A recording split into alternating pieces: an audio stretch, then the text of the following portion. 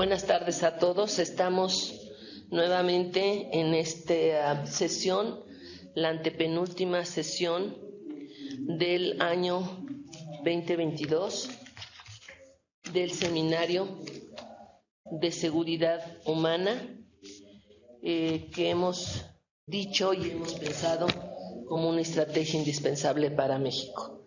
En esta ocasión vamos a seguir con el tema de la sustentabilidad y por qué es importante, no solo para los cumplimientos o los objetivos del desarrollo sostenible como una hoja de ruta que se ha propuesto la humanidad, sino también porque de no hacerlo así tendremos serias posibilidades de seguir adelante como civilización y como especie. Entonces, esta tarde vamos a ver una vez más por qué hablar de sustentabilidad ante el cambio climático, que desde luego es lo más difícil en este siglo XXI, en este primer o casi primer cuarto de siglo del siglo XXI, y que estamos todos obligados de una manera o de otra a ser conscientes de las limitaciones del desarrollo también y de lo que debemos de cuidar nuestro planeta. Sin más, yo le voy a dar la bienvenida al doctor Sadot Vázquez Mendoza, quien va a ser nuestro comentarista del día de hoy. Es biólogo egresado de la Escuela Nacional de Ciencias Biológicas del Instituto Politécnico Nacional. Cuenta con maestría y doctorado en Ciencias en Conservación y Aprovechamiento de Recursos Naturales por parte del CIDIR Oaxaca del Instituto Politécnico Nacional, titulándose de la primera en 2008 y de la segunda en 2012. Tiene también una maestría en Ecología y en la experiencia profesional ha sido director de Planeación y Política Ambiental en la Secretaría de Ecología y Gestión Ambiental del Gobierno del Estado de San Luis Potosí para el periodo 2018 a septiembre de 2021. Consultor ambiental y asesor en proyectos productivos en el periodo 2006-2017. Como miembro de Vinculación Interdisciplinaria para el Desarrollo Ambiental y lo Social, AC. Consultor ambiental en la consultoría Solta Pruna en el periodo 2000 a mayo de 2001. Investigador en el programa de micología de la Universidad Autónoma del Estado de Hidalgo en el periodo enero-junio 1995. Él también tiene experiencia docente, ha sido profesor en los niveles de licenciatura, en las asignaturas de Ecología, Ecología de Población, Micología, Fisiología Vegetal, Botánica aplicada a la farmacia y Estadística aplicada. También ha sido profesor de posgrado. Ha participado en proyectos de investigación, como por ejemplo técnico en el proyecto S2859, Estudio Técnico Justificativo para el establecimiento del área natural protegida, Reserva Estatal Sierra de San Miguelito, una área que no respeta a nadie, más que los biólogos, los biólogos y los ingenieros y los académicos comprometidos con esa área. El resto no lo respetan.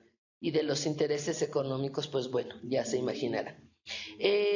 También ha estado como técnico en el proyecto de Ecología y Restauración de Paisajes Forestales en Zonas Secas 2 y tiene varios artículos de su especialidad, 4 artículos de divulgación y 5 artículos en revistas indexadas científicas. Así que ha colaborado en el libro Principios y Práctica de la Restauración del Paisaje Forestal y Estudios de Caso en las Zonas Secas de América Latina. Bienvenido, doctor. Muchas gracias por estar aquí. Hoy no, pero en este año que se cumplen 5 años del Seminario Permanente sobre Seguridad Humana y, como dirían mis ancestros, contra viento y marea. Muchísimas gracias por la invitación. Es un honor y un placer estar aquí en el Colegio de San Luis, hablando de un problema de actualidad, ¿no? Que es la sustentabilidad y qué es lo que tenemos que hacer para mantenernos en este camino de sobrevivencia, diríamos, en el planeta Tierra como civilización, como sociedad. Entonces, sin más, y tratando de ser un poco breve y espero que sea también ameno. Vamos a iniciar con la presentación.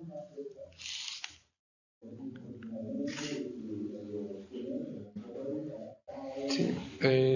Bueno, como mencionábamos, el título es ¿por qué hablar de sustentabilidad ante el cambio climático? Hace algunas semanas tuvimos aquí en el colegio. Para avanzar con el enter o el espaciador o el mouse. Tampoco te da. Sí, exacto. ¿Está prendido? Aparentemente. Está prendido. Un segundo, por favor, porque tenemos problemas técnicos. Aquí. Sí, está como de Está trabado.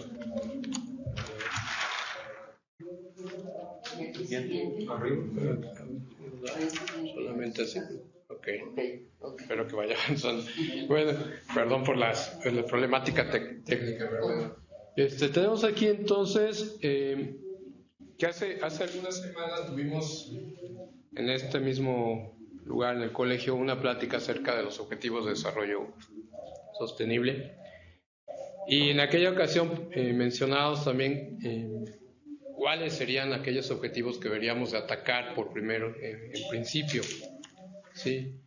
Me encontré esta figura realizada por la Universidad de Cuenca en España, donde ordenan a los objetivos de desarrollo sustentable en esta especie de pirámide, dando base para la continuidad, ¿no? de cuáles serían aquellos objetivos que deberíamos de empezar a priorizar para dar soporte a todos los demás.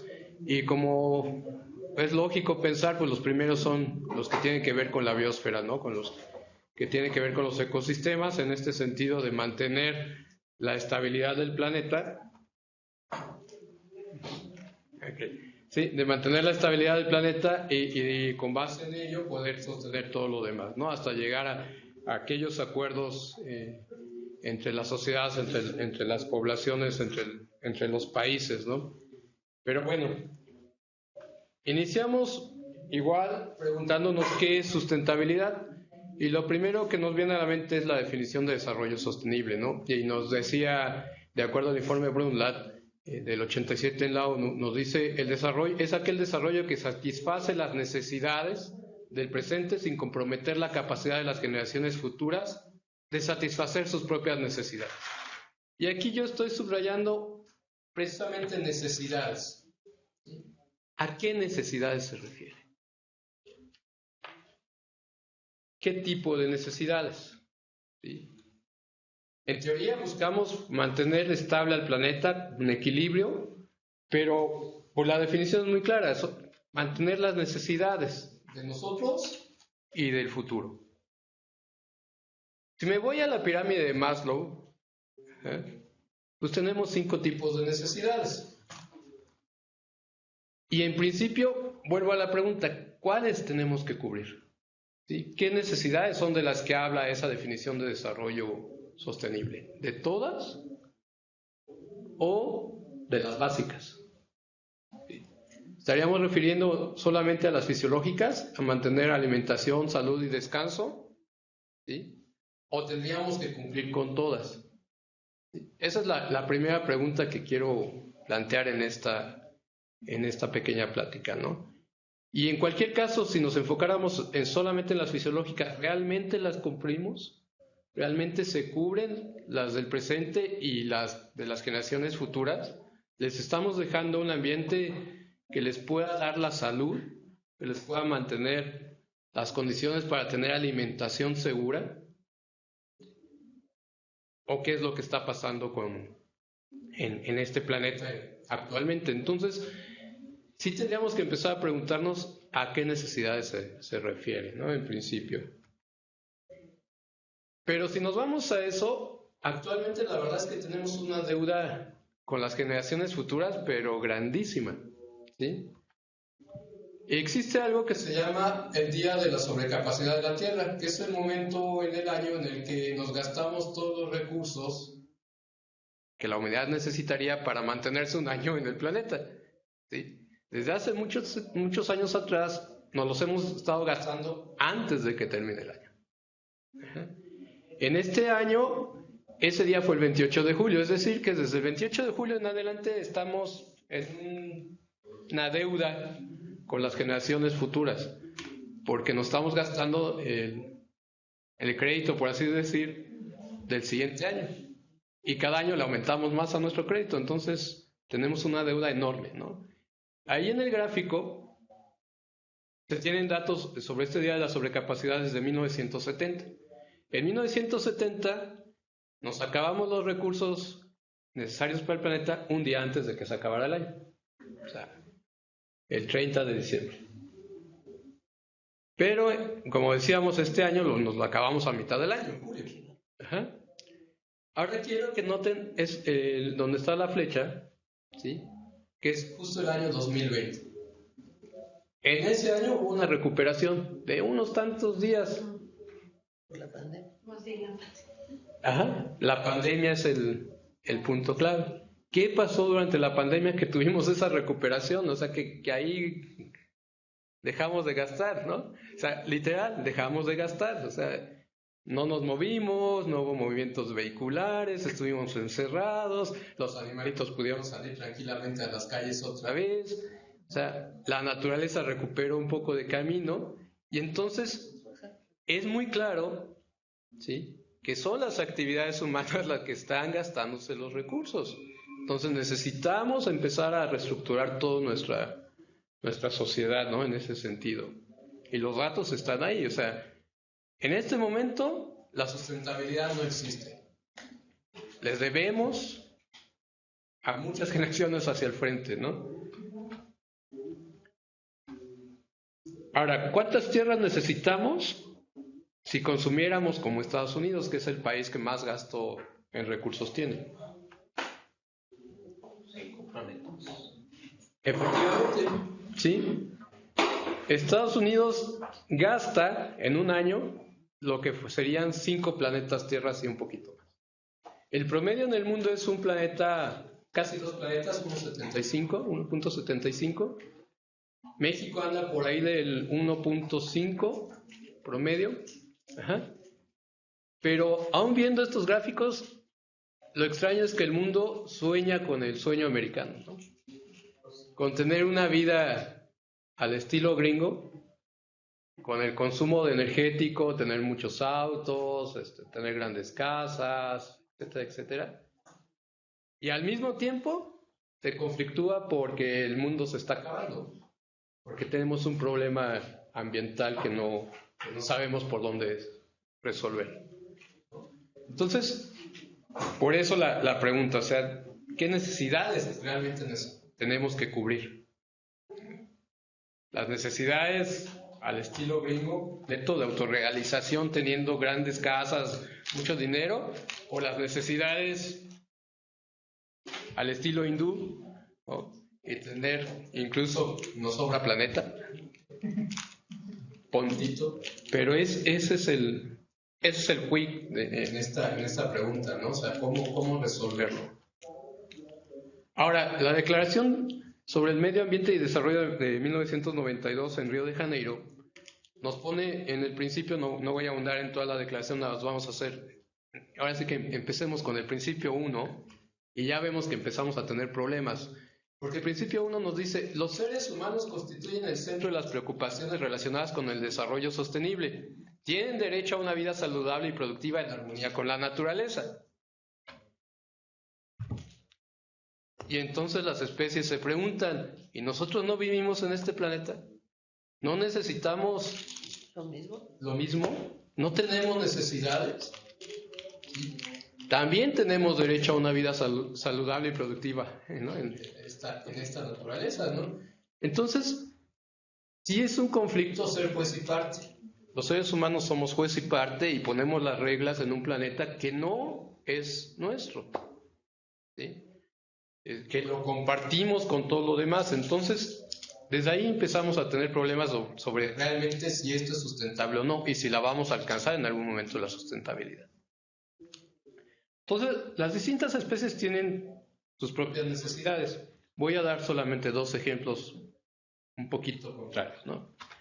En principio, existe este pececito en el desierto de Nevada en Estados Unidos que solamente vive en un charquito que mide 15 metros cuadrados en un hoyo perdido en el desierto de Nevada.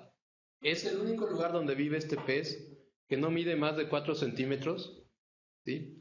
Se alimenta solamente de las algas que crecen en una pared caliza que solamente es la parte, digamos, izquierda de ese charquito, ¿sí? Nadie sabe cómo es que llegó ahí, evolutivamente hablando, cómo es que llegó al medio del desierto ese pez, pero es el único que vive ahí. Por lo tanto, es una especie en peligro de extinción porque es el único sitio, etc. El lugar está dentro de un área natural protegida en Estados Unidos. Sin embargo, las empresas que extraen agua fuera del área natural protegida le estaban bajando el nivel a ese charquito. Entonces, los ambientalistas en Estados Unidos sí se pusieron muy bravos y lograron que la Corte Suprema de Estados Unidos fallara a favor de este pez y que prohibiera la extracción de agua alrededor de esa zona para mantener a ese pez, ¿sí? Entonces, ¿estamos conscientes de que tendríamos que darles ese peso a todas las especies en este planeta? ¿Y se los vamos a dar? Esa es la siguiente pregunta, ¿no? En el caso del lobo gris mexicano, que tiene años considerado extinto en la naturaleza, al menos en nuestro país, ¿sí? Hay todo un programa internacional para su reintroducción, conservación. Actualmente, a partir de 7 ejemplares capturados en los 70, se tiene ya una población arriba de los 300 animales en distintos zoológicos entre Estados Unidos y México, y empezaron los procesos de reintroducción de la especie en Chihuahua y Coahuila. Los primeros lobos que se soltaron los asesinaron los ganaderos en poco tiempo, ¿no? Entonces, necesitamos también cambiar la cultura, ¿no?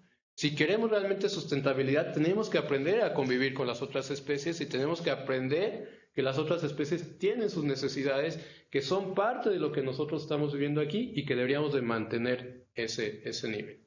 Si no, la sustentabilidad es un sueño. Pero bueno, ¿en algún momento el planeta fue sustentable? Sí, obvio que sí, ¿no? Y aquí tengo que regresar un poquito para entender a cómo funciona el planeta. El planeta tiene toda una serie de ciclos biogeoquímicos, donde recicla, mueve recursos, gases, minerales, agua, etcétera, a través de todo el planeta. Entonces, tenemos la entrada de radiación solar, con eso entra el sol, el calor mueve el agua y mueve el viento, calienta tanto las corrientes marinas como las corrientes aéreas y empieza a moverse todos los nutrientes en el planeta, ¿no? Esto llega a una sustentabilidad, o sea, mantiene al planeta funcionando adecuadamente, las especies animales forman parte de ese mismo planeta, alimentándose, defecando, muriendo, reintroduciendo otra vez esos nutrientes al suelo, etc. Y esto va a generar precisamente que el planeta mantenga un equilibrio, que es un equilibrio variable, se dice, ¿no? O sea, sí está dentro de ciertos parámetros, va a estar moviéndose, pero tiene ciertos cambios a través del tiempo, ¿no? Entonces, en ese sentido también tenemos que entender, si vamos a hablar de cambio climático, ¿quién controla el clima en el planeta, ¿no? Nuestros antepasados sabiamente señalaban 4 elementos clave: agua, tierra, aire y fuego. Y en muchas de las culturas esos eran los 4 dioses principales, ¿no? Por algo eran los 4 dioses principales. Generaban ellos el control climático, ¿no? La radiación solar, el efecto invernadero que tiene que ver con la atmósfera, con el aire, y la circulación de aire y agua. Entonces, en un principio diríamos todo era paz y tranquilidad en este planeta. El calor del sol mantiene una temperatura estable, en promedio está por ahí de los 25 grados centígrados en el planeta, o por lo menos ese era el promedio hace algunos años. Actualmente está cambiando, está aumentando, y la radiación solar va a mover la energía necesaria para generar corrientes marinas, viento, ahorita lo vamos a platicar brevemente, y generar pues todo huracanes, lluvias, todo lo que permita que este planeta tenga vida, ¿no? Entonces, yo comentaba algunas veces con mis alumnos en preparatoria, sí sabían que hay insecticidas en el Polo Sur, ¿no? Que las focas en el Polo Sur tienen insecticidas en su cuerpo, en su carne. Y entonces la pregunta era, bueno, nadie usa insecticidas en el Polo Sur porque no hay gente en el Polo Sur, o muy poca gente. Entonces, ¿cómo llega ahí? Y la respuesta es a través de las celdas de Hartley, entre otras cosas, ¿no? También las corrientes marinas influyen, pero las celdas de Hartley es las grandes celdas de movimiento de los vientos alrededor del planeta, ¿sí? Entonces, el motor básico está en el ecuador, donde se calienta las capas de aire, van a subir, llegan a la alta atmósfera, se enfrían, se empiezan a mover hacia los lados y generan corrientes de viento en las partes altas que van a bajar en las zonas tropicales con menos humedad, por eso tenemos los cinturones de desiertos en las zonas tropicales, y vuelven a moverse a nivel de suelo para subir en las regiones interpolares y bajar en los polos, donde aunque no lo parezca, pues son corrientes secas, ¿no? Corrientes con baja humedad. Entonces, ese es el movimiento de la atmósfera. Entonces, todo lo que liberemos a la atmósfera va a circular alrededor del planeta y va a generar estos problemas, ¿no? O sea, liberemos bueno o malo, se va a mover por ahí. Entonces, los problemas de radiación, cuando hay fugas radiactivas, pues se mueven a través de eso, ¿no? Entonces, por eso de repente resulta que tenemos radiación de Chernobyl, pues aquí en México, cuando tiene años allá. Y a eso le sumamos las corrientes marinas. Conocemos mucho de las corrientes superficiales y poco de las corrientes submarinas, de aguas profundas, pero existen, ¿sí? Sabemos que, por ejemplo, una de las corrientes más importantes es la corriente del Golfo, que pasa precisamente por el Golfo de México y va a llevar aguas calientes a las zonas de las Islas Británicas, donde chocan con los vientos fríos del polo, y por eso se generan las grandes nieblas en Londres, por ejemplo. Pero actualmente esas corrientes se están moviendo fuera de esas zonas. Entonces, de manera que ahora tenemos aguas cálidas en las zonas de Nueva York, ¿sí? Y eso genera movimiento de especies. Se nos olvida que los animales se mueven a través de esas corrientes, y entonces resulta que de repente tenemos invasión de tiburones en las costas de Nueva York, pero son tiburones de arrecife, tiburones tropicales, ¿no? Entonces, bueno, ¿cómo es que llegan ahí? Pues navegando por las corrientes. Y en el mismo sentido, al estarse calentando el planeta y tener zonas más cálidas más al norte, o sea, ahorita los huracanes están pegando cada vez más frecuente en Estados Unidos, ya no acá.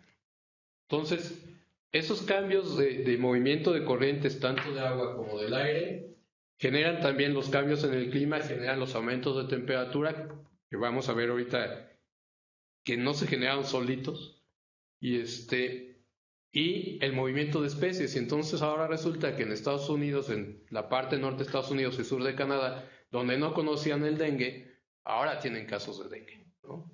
Porque los mosquitos transmisores ahora pueden reproducirse en esos sitios por la temperatura, ¿no?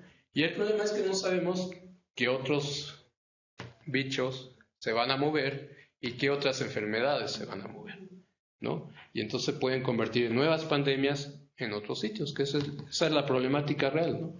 Entonces, no tanto de si los chinos se comían un murciélago, eso es poco probable. Bueno, comen muchas cosas, pero es muy poco probable que se hayan pasado por ahí.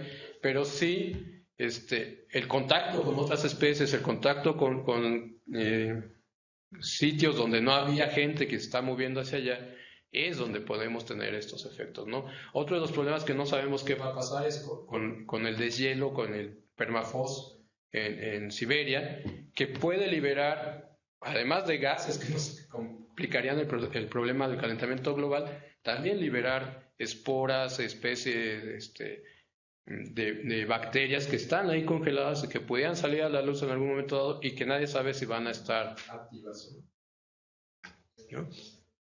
Y en este sentido decíamos, hasta aquí teníamos el planeta estable, funcionando adecuadamente él solito, y de repente los humanos decidieron dejar de ser nómadas, asentarse en un lugar, empezar a cultivar, y ahí se vino el acabose.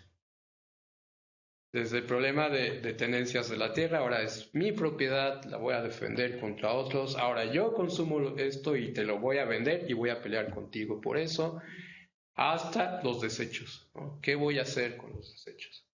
Y antiguamente en muchas comunidades pues es muy fácil quemar los desechos orgánicos, pero si lo pensamos se quedó en el imaginario colectivo y ahora quemamos la basura porque así nos acostumbramos. Pero ahora nuestra basura no es orgánica y generamos tóxicos. Entonces, todo esto es lo que llamamos la emisión de gases de efecto invernadero, que empieza desde ahí, desde que encendemos la luz en nuestra casa. Desde que apretamos el interruptor, empezamos a generar gases de efecto invernadero. Hay muchas fuentes,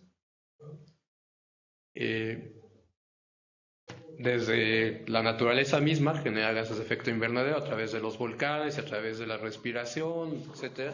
Pero actualmente las actividades humanas le agregan un alto porcentaje a estas emisiones de gases de efecto invernadero. Entonces, en el gráfico podemos ver que del 100% de la producción de estos gases, el 25% es culpable la industria para generar energías eléctricas.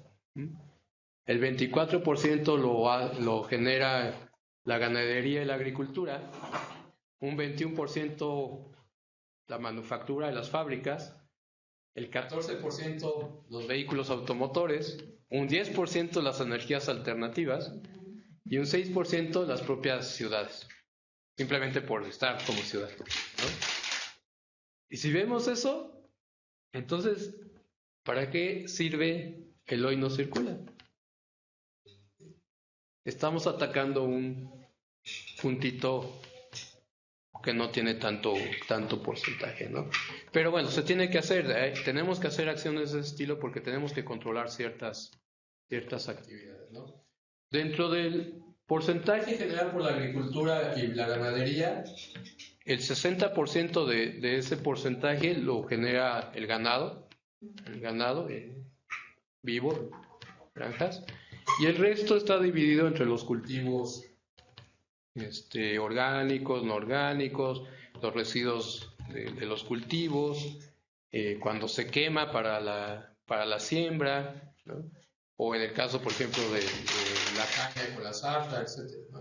Tiene que quemar residuos orgánicos. Entonces, todos estos gases que estamos liberando aumentan la cantidad de gases de efecto invernadero, y si ya nuestro planeta tenía una cantidad de gases que mantenían la temperatura, al generar mayor cantidad, pues entonces esto se convierte en un horno, se vuelve un invernadero como tal, ¿no? Entonces aumenta la temperatura. Y eso es lo que hemos visto en los últimos años. Ese gráfico movimiento es cómo ha aumentado la temperatura en los últimos años. Y nos lleva precisamente a mapas como el que tenemos del lado derecho, donde cada año nos dicen, pues este es el año más caliente de la historia, ¿sí? Y dirían los memes, pues es el año más frío del que nos tocará vivir, ¿no? Es el año más frío de nuestras vidas. Sí, efectivamente, si no hacemos algo, las temperaturas van a seguir subiendo y cada vez vamos a tener años que rompen récords de temperatura. Y sitios donde se rompen récords de temperatura, ¿no? Entonces, antes era poco probable pensar en que hubiera una ruta de navegación en la parte norte del planeta que circundara el polo, y ahora se abre cada año al menos una temporada y permite el paso de barcos por ahí, ¿no? Entonces, la verdad es que sí es un problema, pero entonces tenemos que empezar a pensar cuáles son las causas, ¿no? Y una de las principales causas es el crecimiento poblacional. ¿Sí? Si vemos el gráfico, el crecimiento poblacional venía, digamos que normal, tranquilo, controlado, hasta que llegó la Revolución Industrial. Y a partir de la Revolución Industrial, la duplicación del número de habitantes de este planeta se hace en menor tiempo, ¿sí? En los años 60, y ahí estamos marcando con los Beatles, ¿sí? 1960, duplicar de 3.000 a 6.000 nos llevó menos de 60 años. De los 60 a 1990 que aparece Chayanne, ¿no? Entonces digo, lo ponemos así como para que tengamos en memoria, hijo, de los Beatles a Chayanne se duplicó la población de este planeta, ¿no? Entonces hay gente que lo vivió, o sea, hay gente que nació en los 60, sigue vivo, y vio esa duplicación de la población del planeta y ni lo notó, ¿no? O no lo notamos, diríamos nosotros. Yo sí lo he notado. ¿Sí? Y entonces la pregunta es, ¿por qué ese aumento de población tan grande? ¿Por qué en tan poco tiempo, si en teoría tenemos métodos anticonceptivos que surgieron en los años 60, ¿sí? Y que se trataba de controlar la población, y parece que fue todo lo contrario, ¿no? Pero se nos olvidan otras cosas inherentes a este crecimiento poblacional. ¿Cuál es la pirámide poblacional del planeta? ¿Hacia dónde va?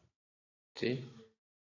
Incluso la de nuestro país, ¿no? Cuando estábamos en la secundaria o en la primaria, nosotros nos pintaban las pirámides poblacionales de México y era precisamente una pirámide, con un mayor número de niños y de jóvenes. La pirámide actual es prácticamente un trapecio invertido, ¿no? Entonces, sí, está generándose pastelito donde tenemos mayor crecimiento en la tercera edad, ¿no? ¿Y eso qué implica? Implica gasto de recursos, de salud, de alimentación, etcétera, pero además el que no tenemos gente que pueda producir esos recursos, ¿no? La gente que va a estar en los niveles de trabajo va a ser mínima para tratar de mantener la población mundial. Y entonces nos genera otros problemas, ¿sí? Empezamos a manejar tecnología, a generar otras formas de mantenernos libres, ¿no? De mantenernos ocupados, de estar, que esas personas de la tercera edad puedan vivir por ellos solos en un momento dado, sin apoyo de jóvenes. Cuando antiguamente las familias se mantenían juntas y servían de apoyo, de redes de apoyo, y actualmente esto no está siendo así, se está perdiendo, pero platicaremos de eso un poquito más adelante. Y vamos hacia allá, ¿no? Hay otro punto que se nos olvida de este proceso de hablar de sustentabilidad. La naturaleza inherente a la especie humana. No nuestra naturaleza humana cultural, sino nuestra naturaleza humana biológica. Al final de cuentas somos una especie que habita este planeta y que somos igual que las otras especies, ¿sí? Que somos animales puros. Animales que han desarrollado una cultura donde nuevamente somos juez y parte y nosotros decimos que nuestra cultura es la mejor. Ajá. Somos peores que las otras especies. Hacia eso vamos, ¿no? Hacia eso voy. Se nos olvida que nosotros estamos al mismo nivel que los otros organismos, ¿no? Y por ahí les recomendaría la lectura de este librito, ¿no? El tercer chimpancé, donde el autor, que es un biólogo, habla de la evolución del hombre y nos marca un poquito hacia dónde vamos como especie, ¿no? Nos hace entender un poco también cómo funcionamos como especie.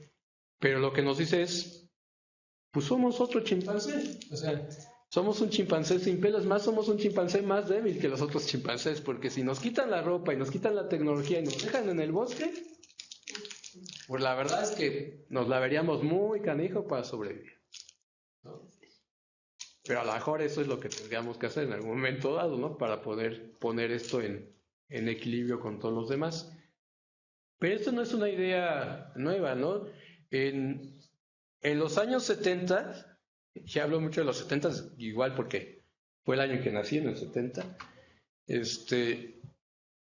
Desmond Morris ya había empezado a publicar este librito del mono desnudo y el zoo humano, ¿no? Donde empezaba a hablar precisamente de cuál es la explicación a muchos de nuestro comportamiento humano que choca con el comportamiento cultural, ¿no?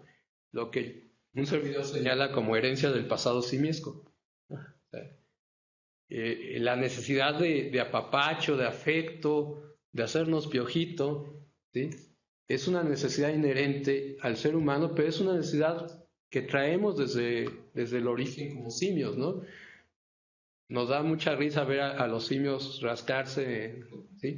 Pero es una forma de contacto, de decirle estoy contigo, de te apoyo, de te estoy cuidando, que a los seres humanos también es necesaria y que muchas veces se nos olvida que somos un animal que necesita contacto físico, que necesita esas caricias, ¿no? El apapacho en el hombro es herencia del pasado simiesco. Es la sensación de quererte agarrar desde adelante cuando vas subiendo una escalera y es como que te cuesta trabajo. Es inherente, no lo piensas, es como tener las ganas de agarrarte desde adelante para poder seguir. Es herencia del pasado simiesco, es parte de ese comportamiento que traemos en nuestra mente colectiva y que nos lleva a este choque con nuestra propia cultura, con las propias reglas culturales que nosotros nos hemos generado a través de la historia. Y actualmente, este año surgió ese librito que se llama Guía del Cazador-Recolector para el siglo XXI, escrito por dos biólogos que trabajan en evolución humana y que tiene como premisa una pregunta que sería también clave, ¿no? ¿Cómo es que si somos en este momento la sociedad con el mayor avance tecnológico, con los mejores avances en teoría en salud, en progreso, ¿sí? Somos también la sociedad a través de la historia que tenemos las mayores tasas de depresión, de angustia y de suicidios, ¿no? Y especialmente en los países que en teoría son los más avanzados, ¿no? Entonces, ¿dónde están las tasas de suicidio más altas? En Japón, en Corea, en países europeos, ¿eh? Que en teoría tienen ese sueño americano, que tienen esa parte del progreso, que tienen las necesidades cubiertas, diríamos, en términos generales, ¿sí?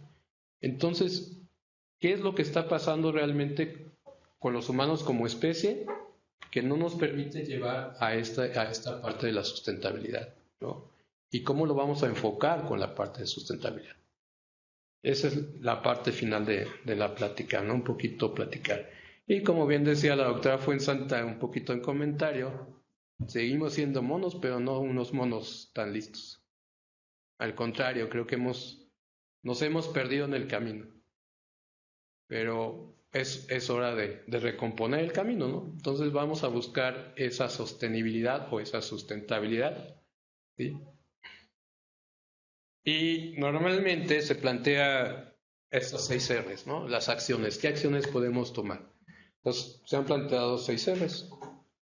Reducir, reutilizar, reciclar, repensar, reestructurar y redistribuir. ¿Reducir qué? Consumo de energía, reducir la compra de productos innecesarios, ¿sí? Reducir los gastos, reutilizar todo aquello que pueda ser reutilizable, ¿no? Entonces, platicamos en algún momento, y yo creo que muchos de los que estamos aquí se acordarán que antiguamente pues, se te rompió el pantalón y no era de que lo tirabas, ¿no? Ibas al mercado y comprabas un parche y le ponías la plancha y volvías a usarlo, reutilizábamos.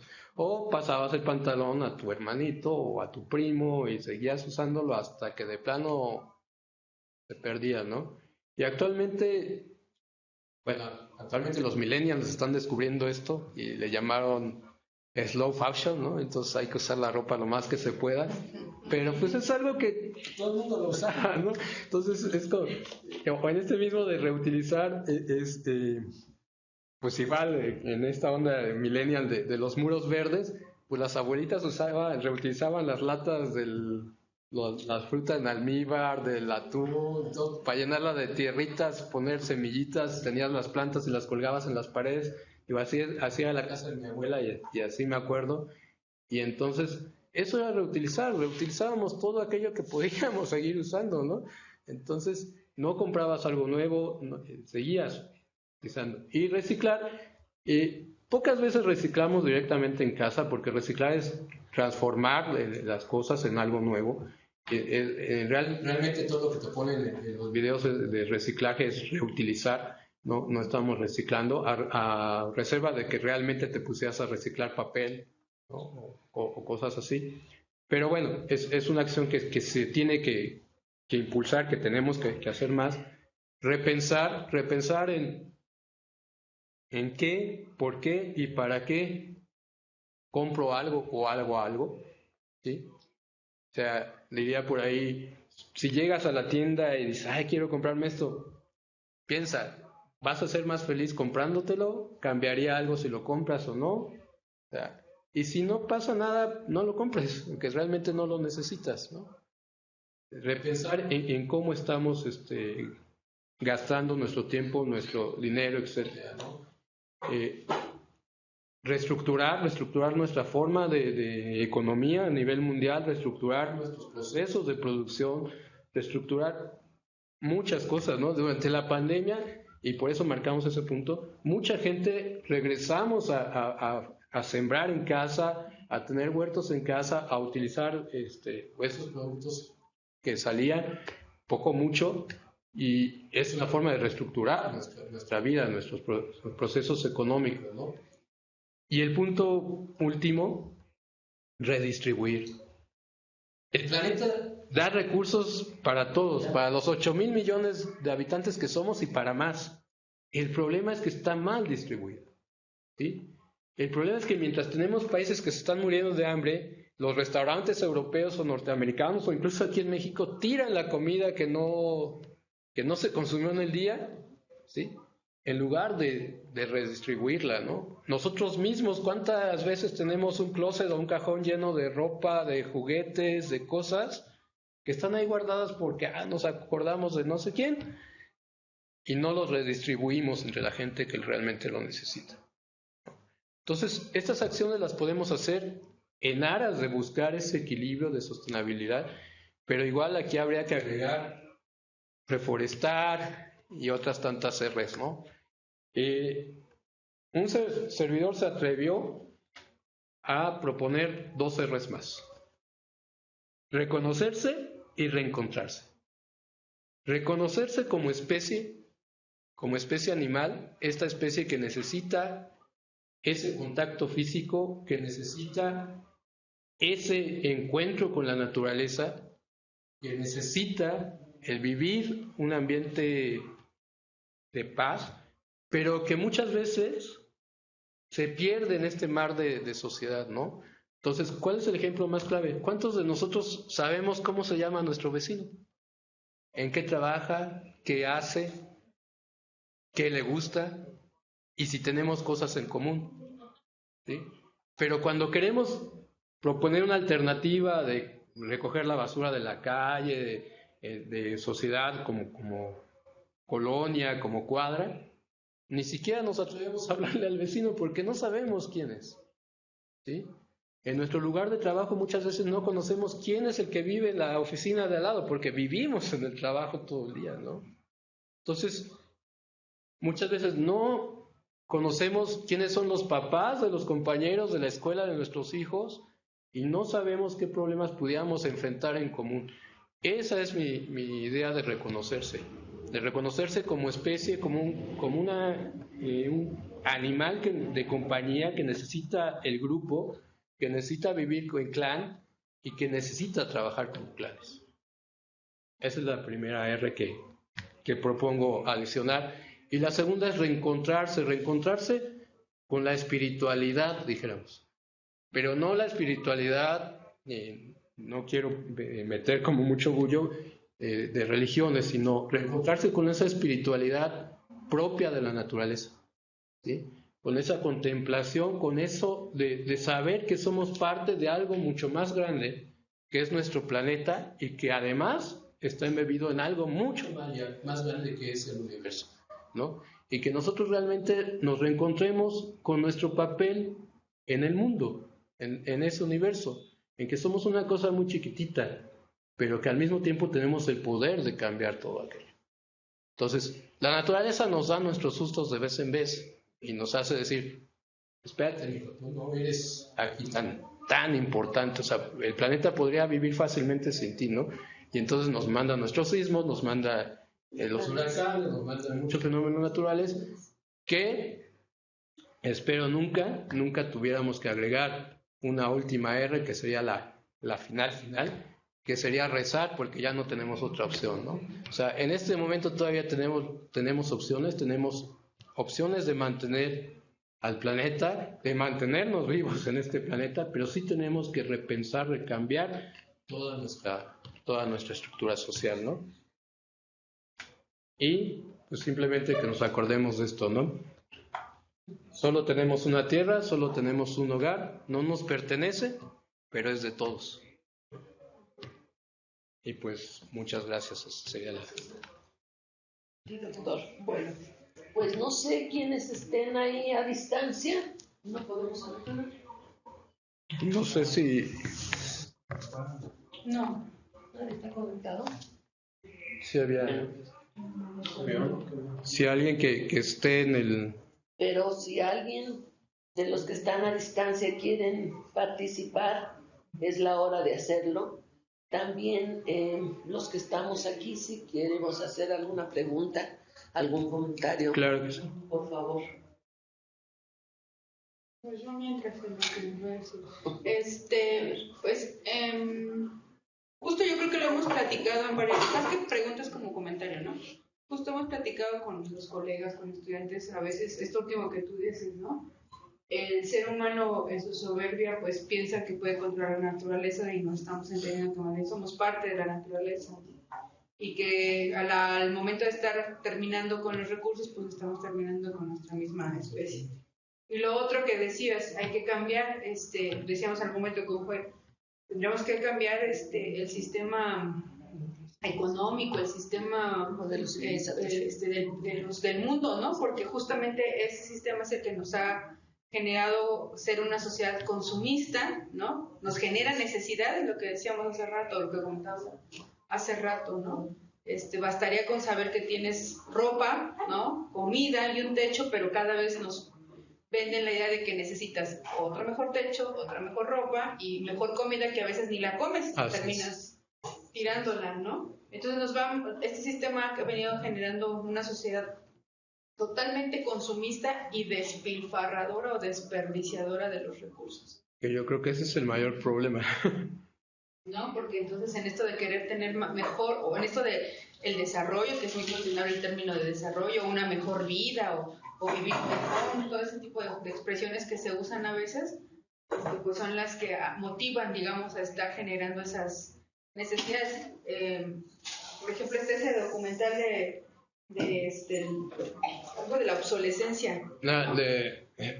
Como justamente esta parte de las formas de producir. La obsolescencia programada. ¿no? O sea, hay creo que el documental, si no lo han visto, pero el documental dice como un foco que ha estado prendido desde quién sabe cuántos años, ahí está, porque fue hecho para que durara. Hoy en día la ropa, por ejemplo, en estas tiendas vas y te cuestan 100 pesos la ropa, pero a los 3 meses ya está agujerada, ya está picada. Entonces o empieza a hacerse toda fea, entonces tú dices, bueno, yo no puedo ir con esta blusa o esta camisa, voy y me compro más. Entonces generan, por ejemplo, productos de baja calidad de tal manera que tú al mes, 3 meses, o sean cosas que duran muy poquito tiempo. Y entonces tienes que ir a la tienda otra vez a comprar más ropa, más zapatos, los teléfonos, ¿no? Apenas te acabas de comprar uno y ya te están ofreciendo el S, el S+, el S++, o sea, y porque va un asunto así todo loco de te van generando. Sí, yo creo que sí hay que entrar en ese tipo de reflexiones. Sí, de manera individual, pero también desde los gobiernos, porque a veces son contradictorios, como decías ahorita del pez, ¿no? Mientras un gobierno en un espacio chiquito está protegiendo un pez, pero ese mismo país, ¿cuánto no deforesta en las selvas amazónicas, por ejemplo, ¿no? Para sus casas de madera. Está 5 planetas, pero no lo saca de su territorio. ¿Sí me explico? Entonces, o sea, todas esas desbalances, hipocresías hasta cierto punto, de los sistemas productivos. Sí, es que yo por eso quería marcar esa parte al principio, ¿no? De qué necesidades se está hablando. Esa parte de la definición de desarrollo sostenible, ¿no? ¿A qué necesidades se refiere? Porque muchas de las necesidades que tenemos actualmente son creadas. Lo que comentabas de los celulares. O sea, realmente cuando uno dice, quiero un celular, ¿para qué lo vas a usar? Pues para hacer una llamada, ¿no? Entonces, el celular más sencillo sirve para hacer eso. No necesitas el que tiene 500 cámaras, 500 lentes ahí atrás y se conecta bajo el agua y demás, ¿no? O sea, porque ¿cuándo te vas a meter a bucear con tu celular? O sea, realmente tendríamos que pensar en esas cosas, ¿no? ¿Sí? O cuando compra uno un coche, o sea, ¿qué es lo que buscas con un automóvil? Moverte de tu casa a tu trabajo, entonces ¿para qué te compras un Ferrari? ¿No? O sea, es ilógico porque vas a gastar más en gasolina al encenderlo que lo que te mueves a lo mejor en unas 20 cuadras, ¿no? Entonces, sí tenemos como que repensar en qué compramos y para qué lo compramos, ¿no? En qué gastamos. Y a partir de eso es que vamos a poder cambiar, ¿no? Eso de la obsolencia programada lo vimos con las impresoras, ¿no? Cuando empezaron las primeras impresoras, llevarla a arreglar, te decían en el propio taller, es que te sale más barato comprar una que te la arregle. Pero es que todavía funciona, ¿no? O sea, le falló un cable, sí, te sale más barato comprar una. Es más, te la doy de regalo si compras tal cosa. Y entonces nos empezamos a generar, ¿cuántos de nosotros tenemos en casa una o dos impresoras guardadas porque se quedaron ahí que ya nadie las quiere? Y entonces generamos otros problemas, basuras tecnológicas, etc. O sea, el colmo de esto es pensar que la última noticia es que en Marte tenemos 7 toneladas de basura humana, ¿no? O sea, generada por el humano en un planeta donde no viven humanos, ¿no? Y hay 7 toneladas de basura ahí. Entonces, ¿quién se va a encargar de limpiar eso? ¿O quién se encarga de limpiar nuestro planeta? Tenemos que empezar por nosotros mismos, ¿no? Entonces, sí, esta plática era lo que yo quería como mostrar, verla desde esa otra perspectiva, desde analizar nosotros mismos y de pensar que no estamos solos y que hay otras especies que tienen las necesidades y que forman parte de esa sustentabilidad que queremos buscar para nosotros, porque realmente todas estas conferencias mundiales, todo se enfocan en el humano y nos olvidamos de los derechos ambientales de todas las demás especies que están aquí. Una pregunta, evidentemente todo este planteamiento de los SOTS es un planteamiento antropocéntrico, evidentemente, me queda claro, el propio título de este seminario es una visión totalmente antropocéntrica de las cosas. Bueno, sin embargo, mi pregunta es, doctor, ¿son suficientes o son realmente los 17 objetivos de desarrollo sostenible, con sus 164, 167 acciones específicas, la hoja de ruta para el siglo XXI? Esa creo que es la pregunta clave, ¿no? Ahorita en este momento creo que es la guía que tenemos. A mí en lo personal se me hace que es a veces hasta un poquito complicada, ¿no? Digo, para el público en general, decirle, bueno, están esos 17, pero son 176 acciones que tienes que leerte, aprenderte y decir, vas a hacerlas así. Pues creo que es complicado para la gente común, o sea, para la gente, para el vecino de al lado, ¿no? Diríamos hace ratito.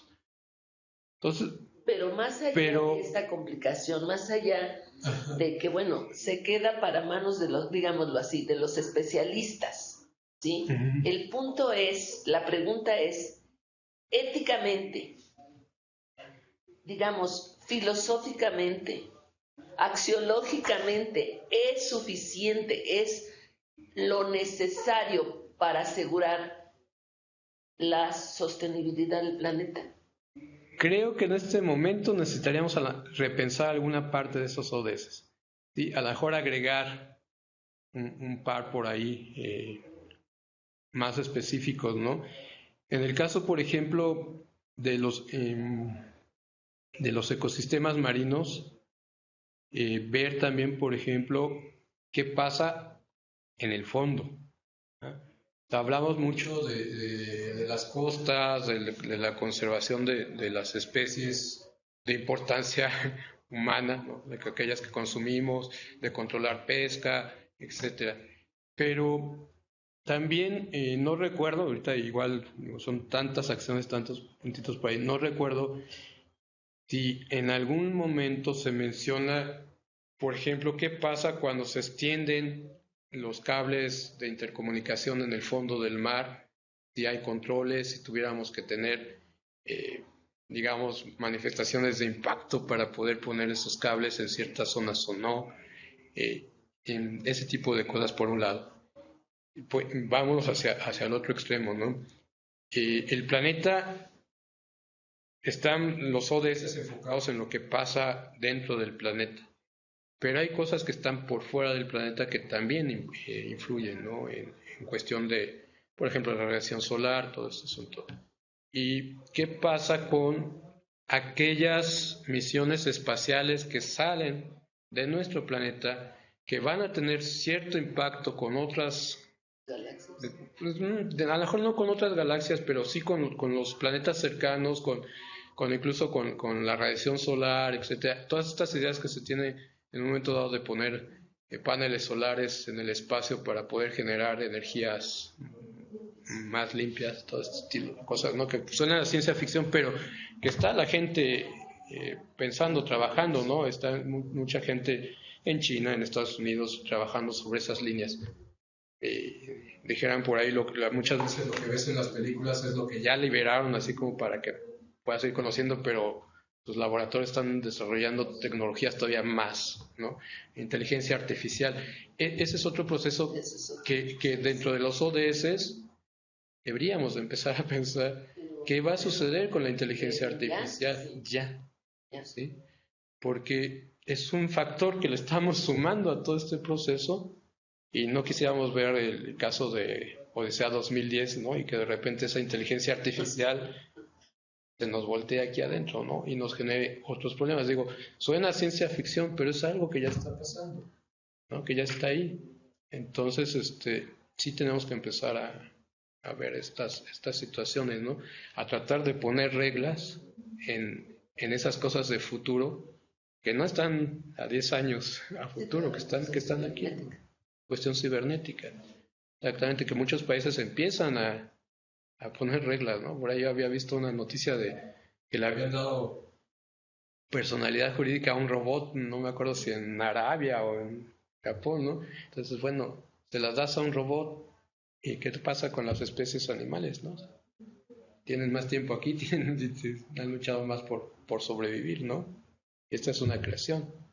Entonces, creo que dentro de estos ODS a lo mejor habría que hacer dos cosas. Sí replantear si podemos agregar algunos tantos en ciertas áreas particulares, en dividir algunos para hacerlos un poco más específicos. Y la otra, resumir las actividades en acciones más puntuales, más concretas, como para que el público en general le dijeras, mira, son 17 ODS, de tienes que hacer estas dos, de tienes que hacer estas dos. Y con eso probablemente mantengamos esto funcionando un buen rato, ¿no? Como especie y como planeta. Creo yo que es como el punto. Pero entró, pero ya no. Ahí está, pero apagó la cámara. Participar, por favor, de los Miguel. que nos están escuchando, Sí. Miguel. Si alguien en el público quiere hacer algún comentario o alguna pregunta. A ver, ¿hay alguien? Miguel. Ya no están conectados, pero pues bueno. No, ¿alguna pregunta No, ninguna pregunta, gracias. o comentario?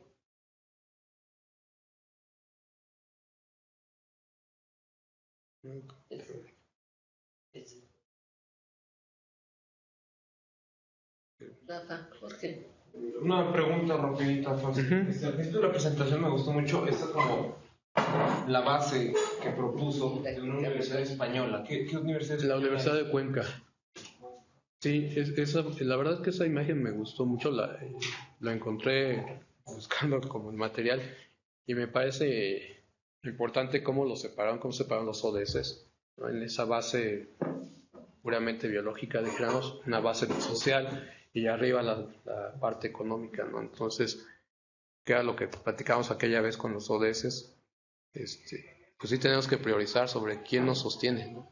Claro, claro. Realmente los que nos sostiene es el planeta como tal y tenemos que enfocarnos ahí, porque sin eso pues no hay alimentos, no hay trabajo, no hay refugio, no hay nada más. Claro, claro.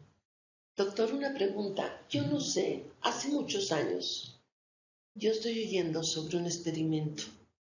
Yo no sé si exista, porque no me consta. Biosfera 1 y Biosfera 2. Yo quisiera que compartiera con nosotros si eso existe o si es pura ciencia ficción. No, existió, al menos Biosfera 1 fue un experimento que sí se hizo, que se planteó la posibilidad de... empezó el gobierno de Estados Unidos, pero y al final fue en conjunto con otros gobiernos. Se planteó generar una biosfera artificial, digamos una especie de invernadero donde estuvieran las condiciones planetarias, incluso se manejó como tener varios ecosistemas allá adentro, una zona agrícola, etcétera, y que esto se pudiera replicar. La idea era en Marte, ¿no? Pensando en que en Marte se iba a llegar precisamente en 2020. En ese entonces hablaba que estamos hablando de los años finales de los 80, sí. Los 80, principios de los 90. Sí, más o menos. Sí. Y se planteaba que para el 2020, 2030 probablemente estaríamos en vías de llegar a Marte y que entonces se pudiera plantear esa biosfera en Marte y mantener dentro las condiciones para que sobreviviera un grupo de humanos autosuficientes. El problema es que olvidaron otra vez de la naturaleza humana. Este fue el problema. O sea, la tecnología la tecnología funciona, pues hay reciclaje de agua allá adentro, muchos bemoles y sus problemas. Por eso es que hicieron dos réplicas, Biosfera 1 y Biosfera 2. La primera fue como para ensayar, luego la Biosfera 2 fue un poquito más grande, y si no mal recuerdo eran 10 personas las que vivían allá adentro. El experimento era que estuvieran ahí un año al menos allá adentro, que pudieran estar conviviendo, reciclando. Y el problema fue la mente, la gente. Ganó la... Sí, ganó el hecho de sentirse encerrados, al final de cuentas. Estás dentro de un ambiente cerrado, no puedes salir, siempre ves las mismas personas, entonces empiezas a generar problemas, aunque se hicieron pruebas psicológicas y mil cosas para que fuera, y que estuviera alguien que fuera un médico, que fuera un biólogo, un psicólogo, etcétera, que estuviera. Pues la verdad es que verlo desde afuera es una cosa y estar adentro ya es otra cosa, ¿no? Entonces, por muy fuerte mentalmente que estés, pues es un problema. La idea sigue de estas biosferas artificiales. Ahora lo último que veía es generar una, pero en el fondo del mar, ¿no? Una ciudad submarina y en busca de otros ambientes, ¿no? Pero pues veremos a ver qué pasa. Pero sí existió Biosfera 1. Y Biosfera 2. Sí, porque yo me acuerdo, pero no me acuerdo cómo yo conocí de eso. La verdad no me acuerdo. Pero yo dije, bueno, un día se lo voy a preguntar a alguien, porque incluso yo he buscado y no encuentro muchas cosas sobre Biosfera 1 y Biosfera 2.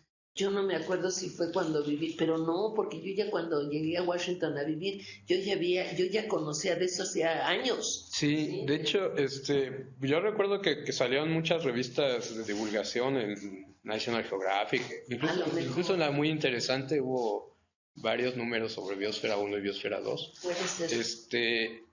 Pero se quedaron así como en el limbo. ¿No? Sí. Y bueno, lo último que se ha sabido es eso, que, o sea, el problema fue la psique de las personas, ¿no? ¿Qué cosa? Que es un poquito el problema. Muy bien. ¿Algo más? Ney, ¿usted quiere preguntar algo? Pues no, en general, pues muy interesante. Yo no tengo la formación de bióloga, pero sin embargo de los diferentes temas que hemos abordado en el seminario, pues siempre uno ve cómo todos esos problemas actuales se van interrelacionando con pues, todas las problemáticas, o sea, lo ambiental, pues impacta en la salud, impacta también en la alimentación y las consecuencias también a veces de desastres naturales, tienen también temas de migración y temas incluso de violencia, o sea, si ya nos vamos, temas de falta de oportunidades y entonces desencadenan o sea, como un problema que a lo mejor puede partir a raíz de una causa ambiental, pues desencadena toda una problemática en todos los ámbitos. Yo tengo una formación, pues soy abogada y también los problemas que se abordan en los tribunales han estado cambiando.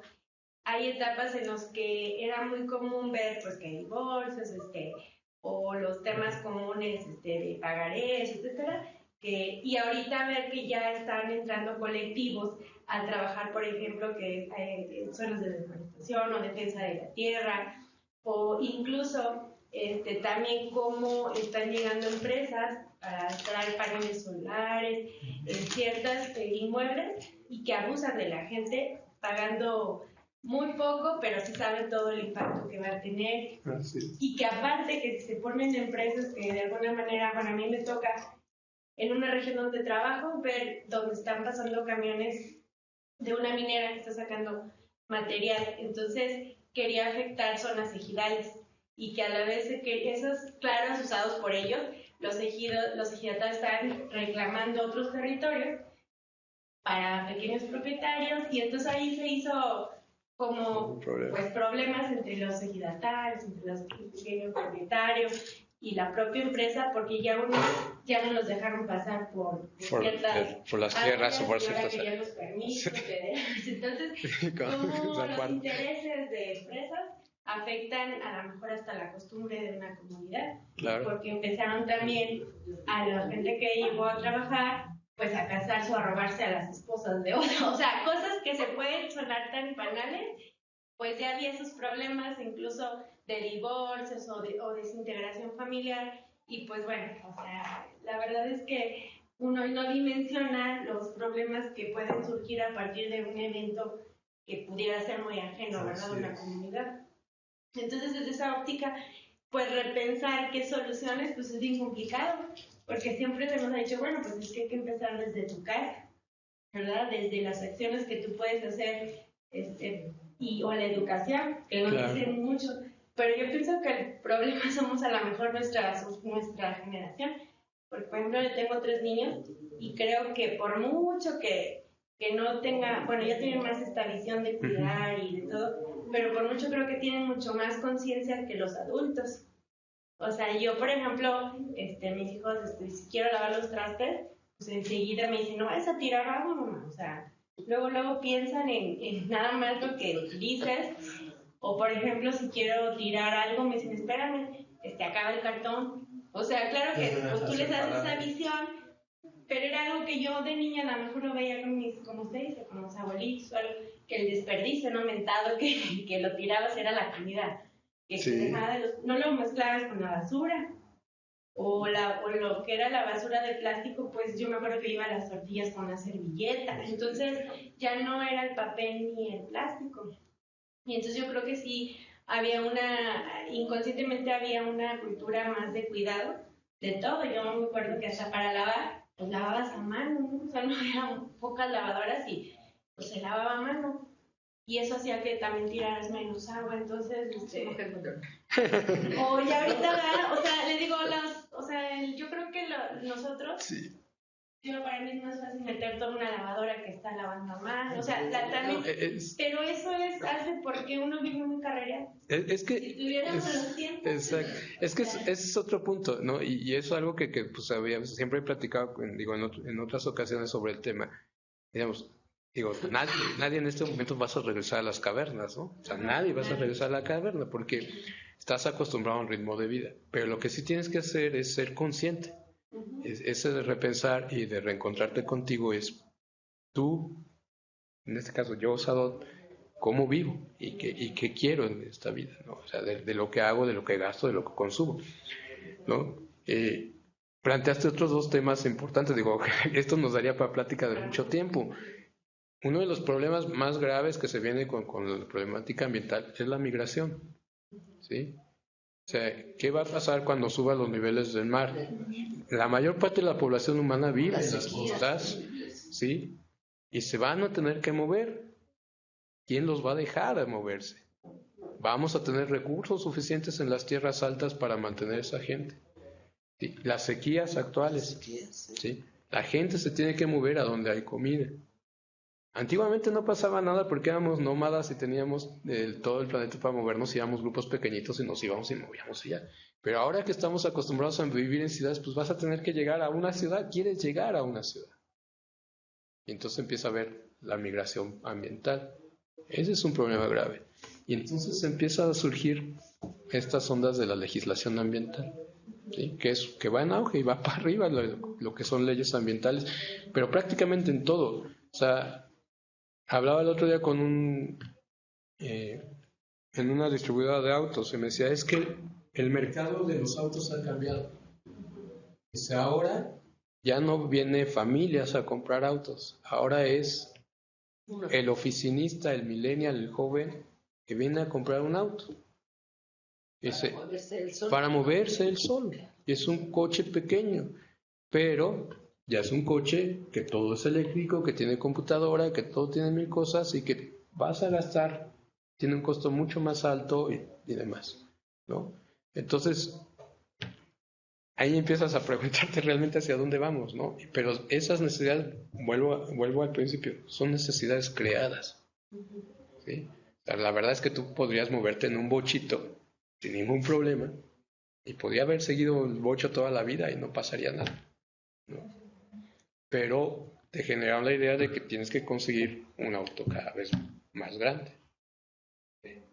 Y actualmente, digo, es absurdo pensar que hay compañías automotoras que están cerrando la fabricación de autos pequeños para dedicarse solamente a fabricar camionetas y autos de lujo, ¿sí? Entonces dices, bueno, ¿dónde las vas a estacionar? ¿Cuántos recursos generen? O sea, ¿de dónde le vas a dar vuelta? Y señalaste otro proceso que también, digo, es que la verdad sí somos una especie contradictoria, ¿no? Porque ¿cuántos problemas legales hay con respecto a mineras? ¿Cuántas gente quejándose de mineras? Pero no volteas a ver que tu computadora, tus llaves, todo viene de una mina. Ese celular El celular con el que te estás quejando, en el que estás posteando que estás en contra de las minerías, está hecho de minerales que sacaron de la mina. Entonces es como patear el pesebre, ¿no? pues estoy quejando de esto, pero, o sea, el problema no está ahí. El problema es que necesitamos sí reestructurar ese pensamiento de cómo usamos lo que sacamos de minas, de regular la minería bien y de tener todas estas medidas de mitigación. Actualmente a lo que vamos es a medidas de mitigación. O sea, realmente ya estamos en un punto más allá del punto de inflexión, ya no podemos pasar al estado primigenio, por decirlo así, y necesitamos mantener medidas, acciones que nos permitan sostenerlo. Pero bueno, esos son otros temas, ¿no? ¿Cuánto tiempo lleva viviendo aquí, doctor, en San Luis Potosí? 6 años. Bueno, yo quisiera, así como tú quieres decir. No,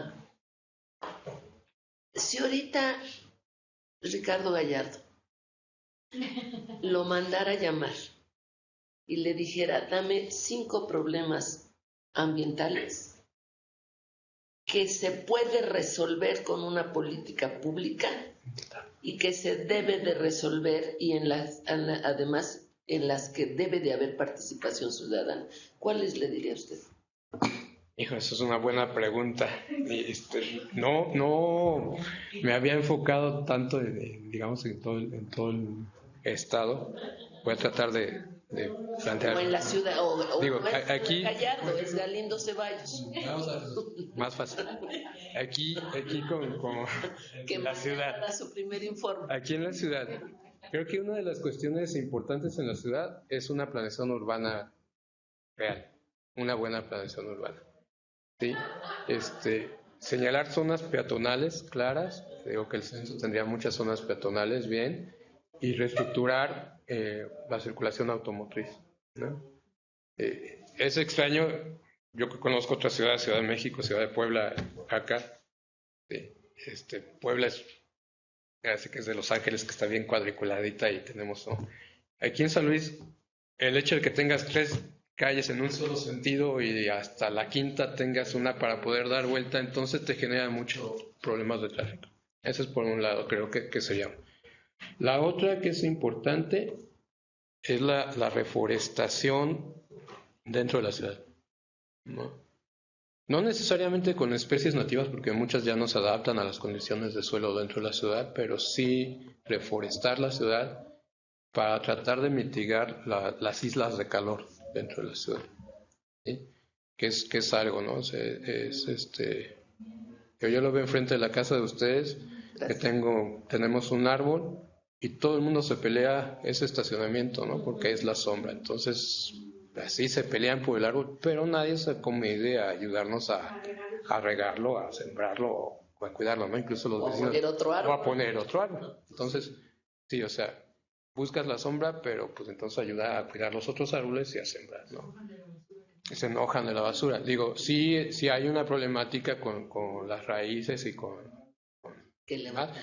pero es cuestión también de escoger las especies y hay muchos estudios al respecto. Creo que ahí irían 2 puntos. Un tercer punto, yo iría por la regulación de los cableados. O sea, es un peligro y cuestiones también energéticas, tantos cables por la ciudad. ¿No? No en toda la ciudad, pero hay muchas zonas de la ciudad que tenemos telarañas de cables que se atoran con los camiones, que se pasa un carro, que se cortó un cable, pasó alguien y lo jaló y te jalas todos los cables que pueden ser de teléfono, que pueden ser de internet, que pueden ser lo que quieras, pero que a la larga van sobrecargando a veces el ambiente, transformadores, etcétera, y te generan pues una contaminación visual también, ¿no? Y problemas, digo, hay muchos problemas ahí. Creo que irían esos 3. 4, que creo que es uno de los más importantes, buscar formas de captura de agua. ¿Sí? Una ciudad está en un semidesierto, pero que tiene periodos de lluvia torrenciales, en muchos casos, ¿sí? Y lo veíamos con el río Santiago, ¿no? Que se inunde el río Santiago, que cierres una vialidad tan importante, porque tienes litros y litros de agua que corren por ahí, se van y se pierden. Creo que ahí está uno de los puntos, ¿no? O sea, buscar formas de capturar agua. Que las propias casas tuvieran formas de captura de agua, recolección. Digo, igual lo podemos hacer nosotros mismos, pero pues, a lo mejor con una coordinación gubernamental sería mucho más fácil. Creo que esto es 4. Y me faltaría 1, pero en este momento no. ¿La basura? Bueno, la basura. Sí, la basura creo que hasta eso el sistema de recolección no es malo. Sabemos que pasa cada ciertos días por las colonias y pasan y pasan, la verdad, llueve o truene, pero más bien el problema es la disposición final. Claro. ¿Sí? Entonces ahí es el problema, pero creo que volvemos al principio, ¿no? O sea, diría en la delegación Azcapotzalco, cuando yo vivía allá, la delegación más limpia no es la que barre más, sino la que menos basura tira, ¿no? Entonces creo que aquí hace falta muchas campañas en ese sentido, en San Luis, ¿no? Campañas que realmente nos motiven a separar la basura, a no generar basura, a que tengamos sitios donde tengamos contenedores de basura diferenciados, ¿no? Que a lo mejor empezar con 1 o 2 del de PET y que todo el mundo llegue ahí con el PET y se pueda recolectar y llevar. Pero creo que eso podemos empezar desde las propias instituciones, ¿no? Desde nuestras escuelas, nuestras oficinas, etcétera. Hay campañas, la misma Secretaría de Ecología hacía las campañas de recolección de basura, de electrónicos y demás, sí las hay, pero creo que tienen que ser mucho más continuas y tienen que estar más presentes en la gente, en las propias colonias, en los propios sitios, que tú sepas que hay un sitio en algún lado donde puedes llevar tu basura, las pilas, Cartón. Ajá, etcétera, ¿no? Que sepas dónde hay sitios de recolección y que puedas tener esos centros de acopio en un momento dado, ¿no? Porque creo que ese es uno de los problemas. Antes de pensar en llevarlos a un sitio de control, hay que pensar en que no lo voy a generar, ¿no? Y por eso lo de repensar en las compras y todo ese asunto. ¿Alguien más que quiera preguntar? De hecho, cada vez hay más gente que se dedica también a recolectar esta basura, ¿verdad? O sea, yo, por ejemplo, ya la separo para que no anden también buscando en la basura, porque hasta puede ser... Porque aunque se las lleve todas vía o esta cosa, bueno, ellos mismos Sí, lo saben separan, ya por lo menos. que son una bolsa que lleva puro peto, que lleva puro papel. Sí, digo, al menos empezar con separando el cartón, el PET, digo, lo pones en un lado, lo amarras y lo dejas, ¿no? O sea, a veces... Que la gente pasa antes de que el camión pase, pues yo ando buscando y también digo, bueno, tanta gente ya está dedicando también a solicitar. Y la verdad es que cuando uno hace eso, a veces se da uno cuenta que realmente no es basura, ¿no? O sea, que lo puedes ocupar para Claro, muchas que saques, cosas. pues ya es algo. Que puedes ocuparla muchas cosas. Ahora, digo, también habría que pensar en sitios de compostaje para la basura orgánica. Sí, doctor, una duda. En cuanto a los objetivos de desarrollo sostenible, yo no sé, pero ¿hay alguna fecha límite? ¿Una fecha...? 2030. 2030. Pero, ¿y hay alguno, digamos, más que la fecha límite, hay alguna sanción en caso de que no puedas? No, la verdad es que no, son acuerdos, ¿no? Son acuerdos entre amigos, dijéramos. Son buenas intenciones, ¿no? Sí, no son vinculatorios. Mira, la verdad es que en ese sentido sí es complicado porque son acuerdos y se han tomado muchos acuerdos antes, ¿no? Y revisando, veía que, por ejemplo, para el 2010, en teoría tendríamos que haber tenido ya resultados en cuanto a, por lo menos, no la extinción de muchas especies y control de la biodiversidad. Sí, ¿no? Había acuerdos para tratar de mantener la temperatura del planeta a 2020 que no subiera más allá de 0.5 grados y ya estamos en el 0.7, 0.8 grados centígrados, ¿no? Entonces, la otra bronca es que hay muchos intereses económicos, ¿no? Entonces, tú dices, sí, lo firmo ahorita, pero no sé qué va a pasar de aquí al 2040, cuál va a ser mi situación económica como país, y entonces a lo mejor voy a tener que hacer mano de sacar el litio del suelo, por decir algo, ¿no? Y voy a tener que buscar litio por donde sea para las pilas, y entonces pues me va a importar lo que había arriba, no pasa nada. ¿Sí? Digo, hay formas, y hay muchos lugares donde hay formas de hacer las cosas bien, pero cuesta, es otra bronca. Y aparte ya estaban replanteando desde lo local, ¿verdad? Estábamos viendo que los programas y los seguimientos para cumplir estas metas tienen que surgir desde lo local, porque ya vimos que a grande, de lo general es muy complicado. Y que esa es una clave, y que haya continuidad, porque sale una administración y pues ya viene con otros, y a veces también la formación de los presidentes municipales, algo pues no por demeritar, pero la verdad a veces no saben ni leer, entonces mucho menos que les digas cuáles son los objetivos o qué es lo que van a hacer. O sea, es bien complicado cuando hablamos de municipios, que les empieces a decir, oye, que los objetivos, decir, pues no sé ni de qué me estoy hablando, y la verdad es una realidad. Yo le dije, pues voy a insistir en el caso de donde estoy trabajando al presidente municipal, una vez le dije, oiga, ¿y cuáles son es un plan de desarrollo, pero cómo lo va a alinear con los otros? Y me dijo, pues es que de entrada el plan me lo hicieron y ni lo he leído, o sea, entonces que alguien te diga, o sea, alguien que está de titular que no te diga ni siquiera en qué consiste su plan, pues está bien complicado, ¿no? Ya de entrada te dice que, pues no, va a pasar de noche, ¿no? Entonces, hay que buscar como que eso también. Sí, contestamos. Sí, bueno, nada más como pregunta subsecuente. Y en ese caso de la Agenda 2030, ¿no hay como algún otro plan, digamos, a un término más político internacional, donde haya acciones que sean más severas o más vinculantes entre países? Porque, por ejemplo, yo estoy acabando mi licenciatura, estoy en la tesis y estoy enfocándome en la región del Jing-Jin-Ji, que es la zona que circunda a la capital, a Beijing.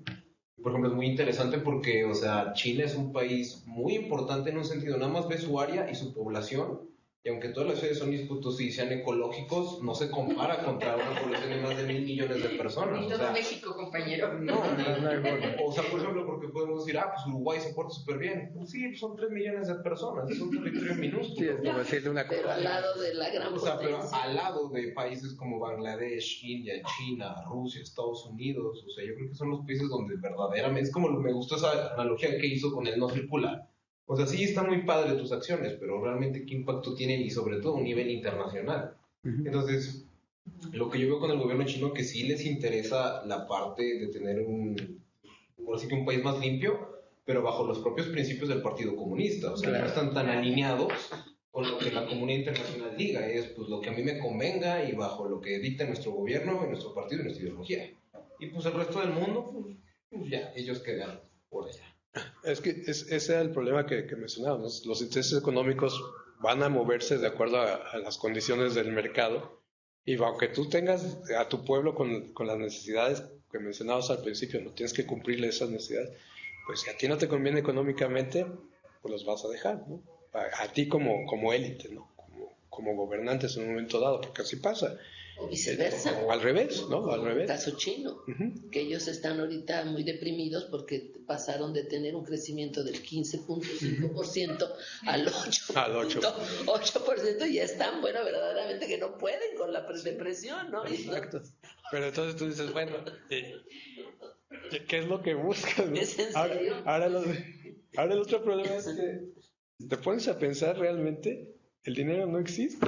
O sea, además, todo ese dinero que manejan el millonario, en realidad son acuerdos también, ¿no? O sea, tu tarjeta de crédito no tiene dinero. O sea, pero lo que sí existe, por ejemplo, pero existe es este crecimiento de una clase social china que llega y compra Parlane, a ver, de un plumazo, ¿no? Sí. O sea, con que compra, bueno, no puede comprar London Eye, pero si pudiera lo compraría, ¿no? A ver, dime ese círculo tan precioso, ¿sí? O deme esa parte, de aquí a acá de Central Park, ¿no? O ves los que llegan y te compran un estadio de fútbol y 5 equipos y controlan el negocio que es el fútbol de un país, ¿no?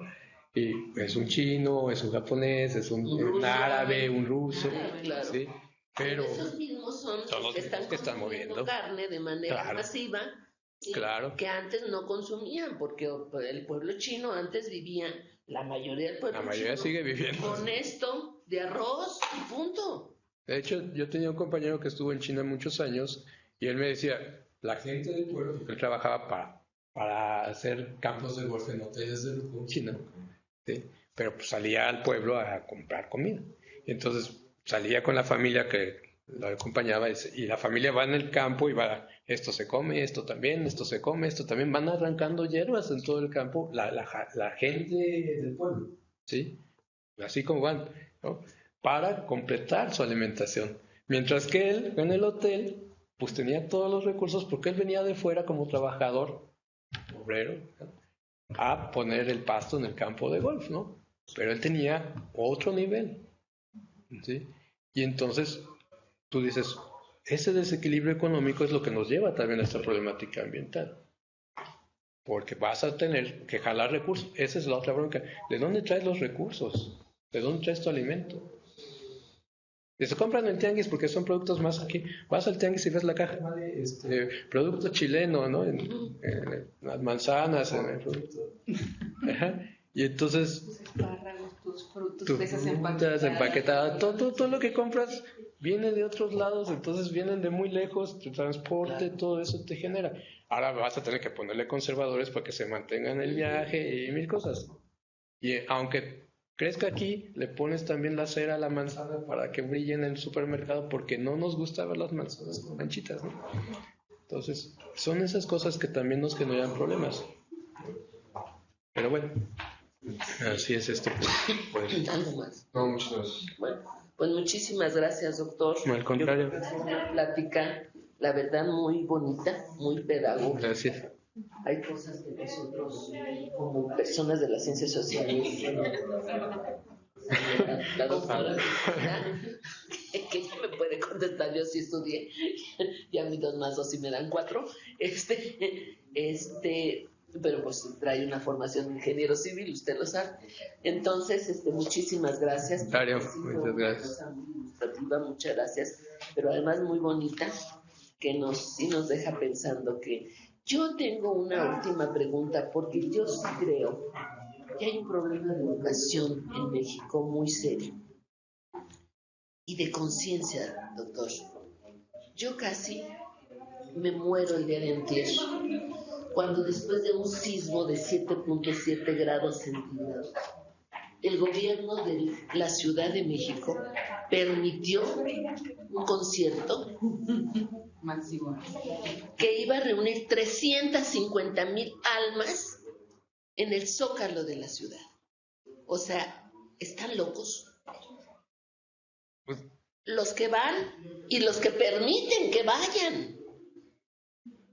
Digo, es que eso es una aberración. Digo, sí. Yo no quise pensar qué hubiera pasado si esa noche hubiera pasado lo que pasó la noche anterior, cuando Sí, una semana antes. el de la 1 de la mañana, que dicen que fue peor que el de las... Un día antes de la mediodía, ¿no? A la mitad del Sí, día. exacto. Sí, ¿No? ¿Qué hubiera pasado en ese Zócalo con ese peso? O sea, para abajo, el Templo Mayor y todo lo demás. Sí, no sé, creo que ahí son cosas. ¿Qué hacemos con esa educación, doctor? Creo que se tiene que ir manejando la educación ambiental y de todo tipo desde muy niños, diríamos, pero también esa misma, diríamos, el estar siempre presente, ¿sí? Pongo 2 ejemplos, uno es con el sismo y otro con el zoológico Chapultepec en Ciudad de México, ¿no? Digo, que los conozco los dos por experiencias propias, me tocó vivir el sismo del 85 en Ciudad de México, ¿no? Entonces, en el sismo del 85, la verdad es que nadie sabía qué hacer, ¿no? Empezó el temblor, todo se caía y nadie sabía absolutamente nada, cómo cuidarse ni nada. Y a partir de ahí empezamos como sociedad a responder a la necesidad apremiante que había en ese momento, ¿no? De salir. Digo, a mí me tocó ir a separar medicinas en la Escuela Superior de Medicina, medicamentos en bolsitas para enviar a la gente, muchas cosas, ¿no? Cada persona supo a dónde tenía que ir y qué hacer. Pero lo hizo voluntario, se hizo de manera. A partir de ahí surgen varias medidas importantes, ¿no? Desde el cambio del reglamento de construcción, estas medidas de protección, surge protección civil, ¿no? Surgen los grupos de rescatistas organizados, los famosos topos, surge también la propia preocupación de la sociedad civil porque sabes que cuídame, ¿no? O sea, tu gobierno, sabes que pasa esto, que puede pasar esto otra vez, ¿qué vamos a hacer, no? Y entonces empieza a surgir esta campaña del no corro, no grito, no empujo por todos lados, ¿no? O sea, a donde vaya una Ciudad de México, en las oficinas está el letrerito no corro, no grito, no empujo. Te lo meten en la cabeza desde niño, no grito, no corro, no empujo. Acomoda tus sillas en las escuelas y te explican que las mochilas pues tienen un orden, ¿no? Para que si te sales corriendo cuando tiembla, no te tropieces con la mochila. Y te enseñaron la mochila de sobrevivencia, ¿no? Ten tu pila, tu radio, pero te lo estaban diciendo todo el tiempo. Pero además aprovecharon la coyuntura de que tenías en mente ese sismo. Entonces la gente empezó con eso. Las nuevas generaciones de repente dicen, ¿qué tengo que hacer? No saben, ¿no? Hasta ahorita que les volvieron a tocar sismos, entonces, caray, pues lo que tú me decías como papá, como abuelo, de no corro, no grito, no empujo, ten cuidado, no te metas aquí las esquinas de seguridad, etcétera, empiezas a checar, ¿no? Ya checo que mi casa no tenga grietas, ya empiezo a aprender un poquito de cómo tengo cuidado, pero estuvo presente todo el tiempo, ¿no? A lo mejor ahorita sí fue un poquito aberrante este asunto porque no tenemos esa cultura de ¿qué voy a hacer si tengo 300,000 almas en un sitio y empieza a temblar, ¿no? O sea, no es lo mismo lo que estas medidas de protección. Si estoy en mi casa con mi familia y puedo salir, o en mi edificio y puedo salir del edificio ya, ¿cómo desalojo una plancha de Exactamente con 380,000? ¿O qué les digo? Tírense todos al piso, quédense quietos y esperemos a que deje de temblar. Nadie lo ha hecho. No se abra. Nadie lo ha hecho ni sabe qué va a pasar. Ese por un lado. Pero digamos que eso se aprendió a la mala, dijéramos, por un efecto catastrófico y de ahí apareció. Y se fue replicando, se ha ido enseñando, ¿no?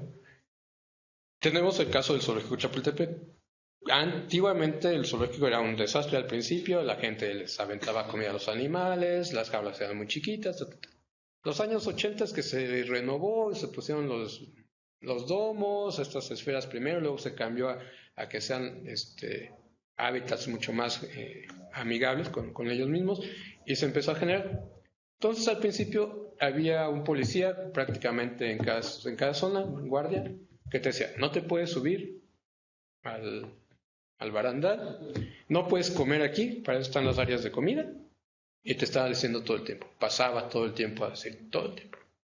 Así fue, yo creo que como los primeros 6 meses estuvieron los policías. Yo, fanático del zoológico, iba muchas veces y defiendo los zoológicos, que tienen sus ventajas.